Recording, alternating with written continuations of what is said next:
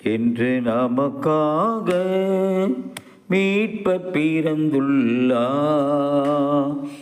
அவரே ஆண்டவராகிய மெசியா.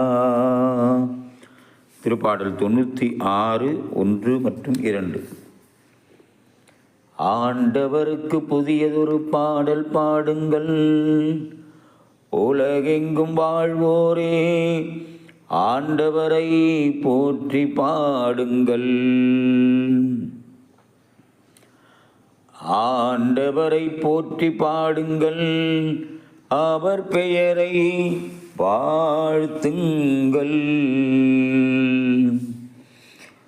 இன்று நமக்காக மீட்பர் பிறந்துள்ளார். அவரே ஆண்டவராகிய மெசியா.